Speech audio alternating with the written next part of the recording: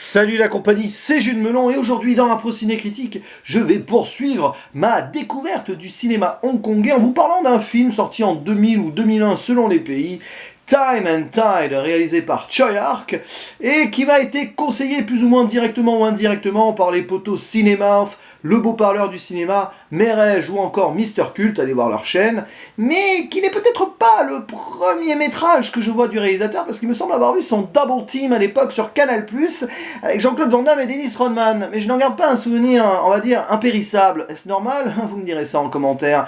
Ici, donc, c'est son premier film de retour à Hong Kong après une période hollywoodienne, on va dire, peu fructueuse. Au casting, nous y retrouvons Nicolas Tse et Wu Bai dans les rôles principaux. Il y a également Anthony Wong, Kathy Tsui ou encore Candy Lo. Pour un film d'action policier racontant l'histoire d'un jeune homme, Tyler, qui a la vingtaine, et qui a du mal à se faire une place dans la société hongkongaise, voilà, il finit serveur, alors que c'est pas vraiment le but de sa vie, et il rencontre une fille qui sort avec une autre fille, mais après quelques verres, il se retrouve au lit avec elle. Sauf que cette jeune demoiselle est policière, et qu'on va se rendre compte que 9 mois après, elle a été mise enceinte par accident lors de cette soirée blackout. Et alors, chevalier servant extraordinaire, le jeune homme, même si elle demande rien, la fille va lui donner de l'argent, essayer de l'aider. Et donc pour cela, elle va devoir fricoter avec la pègre locale, plus ou moins, enfin être garde du corps, mais bon, voilà, c'est pas forcément des petits boulots très légaux pour se faire du fric, et donc lui offrir, enfin à elle et à son bébé, une meilleure vie, avant éventuellement d'aller voir ailleurs. Sauf que dans ce petit micmac là, il va rencontrer Jack, qui est un boucher, mais qui a un passé assez sombre, avec des milices mexicaines, voilà, plus ou moins, enfin avec la mafia mexicaine, tout simplement, et en acceptant de l'aider pour protéger le père de sa femme qui est enceinte aussi, donc là il y a un petit parallèle avec 2 femmes enceintes, et il va se retrouver impliqué dans des affaires, voilà, etc., etc., et les 2 hommes vont devoir plus ou moins s'associer pour éviter de mourir. Je fais simple ici. J'ai peut-être pêle-mêle, pas forcément très bien résumé l'histoire, mais tant mieux, ça vous permet, si vous n'avez pas vu le film, d'être encore plus dedans et d'avoir plus de surprises.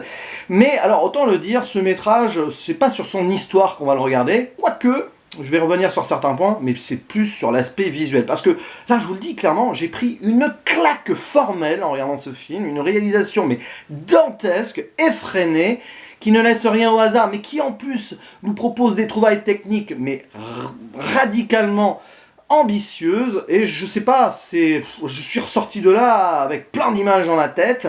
C'est extraordinaire ce que nous a fait Tsui Hark ici. Alors je ne connais pas, je me rappelle pas de ce qu'il a fait avant, parce que bon, Double Team, voilà, mais je sais pas s'il réinvente son style ici, clairement.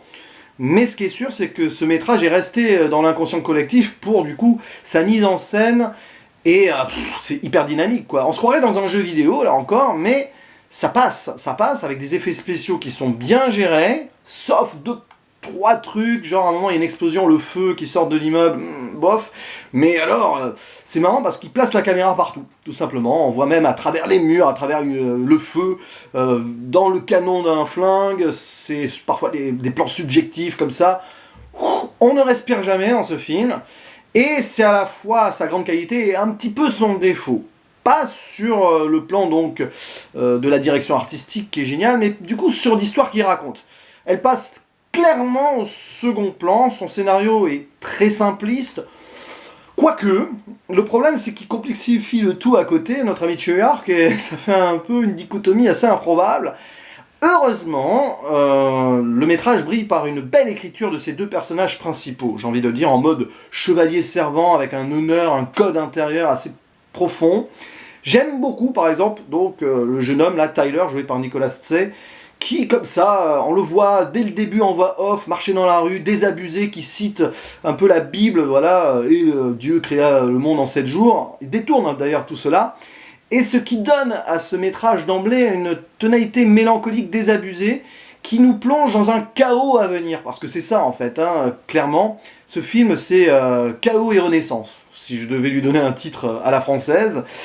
C'est tout se détruit dans tous les sens, dans une société hongkongaise à l'époque. En plus, il y a un côté méta qui venait d'être rétrocédé à la Chine, et donc pas mal de gens se retrouvent un peu perdus avec la possibilité ou non de renaître de ses cendres, et on voit ici un jeune homme qui visiblement ne se sent pas bien, pas à l'aise dans cette nouvelle société, et qui ne sait pas trop où il va, pas pour rien d'ailleurs, qui veut partir très loin dans un autre pays. Et c'est intéressant parce que sous ce côté, on va dire, à désespérer les choses, il y a de l'espoir dans le film, qui est placé ici dans les femmes enceintes, donc possibilité d'une nouvelle vie, d'une renaissance, clairement. Il y a pas mal de symbolique là-dessus, et donc ce métrage qui a l'air un petit peu foufou dans tous les sens, avec une histoire un peu basique, bah, regorge de certaines réflexions intéressantes, et il y a un côté spirituel et philosophique dans l'ensemble qui me déplaît pas du tout, voire au contraire qui m'attire pas mal, et je pense qu'au revisionnage, j'apprécierai d'autant plus l'ensemble. Voilà.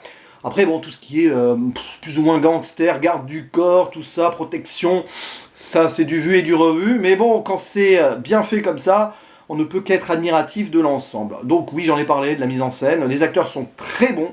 Franchement, hein, Nicolas Tsay Woobai, qui est un rocker d'ailleurs, il est plus connu pour être musicien, chanteur qu'acteur, sont impliqués dans leur rôle. Il y a des moments de dialogue assez fous. Alors, c'est assez bizarre parce que ce film joue sur les langages, donc le mandarin, peut-être qu'il y a du cantonais aussi, je ne sais pas.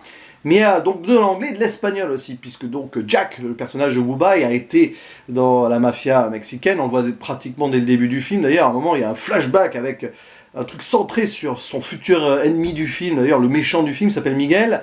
Bref, ça joue beaucoup sur les langues, mais parfois il y a le doublage qui est fait par-dessus les acteurs, c'est bizarre, c'est pas très synchro, mais ça donne un cachet particulier à ce film aussi, qui est à la fois vraiment actionneur réaliste et burlesque dans son ensemble. Et oui, il y a des personnages hauts en couleur, presque dans l'excès. D'ailleurs, ce film est vraiment over the top. Hein. Mais ça passe. Il y a quelque chose qui passe. On est à la lisière du... Mais ça passe. Parce que Tsui-hark, pardon, pas facile à dire, Tsui-hark ou Tsui-hark, d'ailleurs, je sais pas comment on prononce, hein, je dis ça comme ça, qui est d'origine vietnamienne, d'ailleurs. Bref, il se donne à fond, c'est généreux, de A à Z. C'est un film généreux, qui met tout sur la table comme ça, et on ne peut que vraiment être bluffé par l'ensemble. Alors, voilà, le seul bémol de tout ça, c'est l'histoire, sa résolution en tant que telle. Quoique, hein, forcément, quand vous avez deux femmes enceintes en parallèle, on sent qu'il va y avoir quelque chose. Donc c'est presque même, sur le final, c'est presque amusant, j'ai envie de dire. Tout ce qui se passe, par exemple, dans la salle de concert, voilà. Enfin, amusant. Disons qu'il y a des dialogues à la fois un peu clichés et profonds. Par exemple, sur le combat final, là, on parle du passé, du présent et du futur. À un moment, ça revient avec le début du film, avec l'ensemble de la lecture globale de ce métrage. Donc c'est... ouais, il faudra que je le revoie avec plus de recul. Et puis il y a aussi un côté regard sur sa propre carrière de la part de Tsui-hark, qui revient d'Hollywood à Hong Kong, et qui ici place directement, voilà, il a envie de tout donner. On sent que sur les deux films qu'il a fait auparavant, peut-être qu'il n'a pas eu forcément les libertés artistiques, ou qu'il a été frustré. Et là, bam, il revient dans un Hong Kong qu'il avait quitté, niveau cinéma en tout cas, encore sous protectorat britannique, il revient dans un Hong Kong plus chinois, et peut-être que c'est ce qu'il veut raconter dans ce film-là. Il n'a pas réussi à trouver sa place à Hollywood, comme le personnage donc, de Tyler n'arrive pas à trouver sa place dans cette nouvelle société, et lui, il arrive en devant trouver lui-même sa place dans un Hong Kong qui a changé, donc dans un cinéma qui a dû évoluer aussi. Voilà une lecture intéressante sur un film qui l'est vraiment, en tout cas. Et je lui attribuerai la note, on va dire provisoire, hein, de 7,5, 8 sur 10. Oui, peut-être que c'est pas aussi généreux que ça aurait pu l'être. Peut-être pas aussi généreux que le cinéma, en tout cas, de Tsui-hark ici.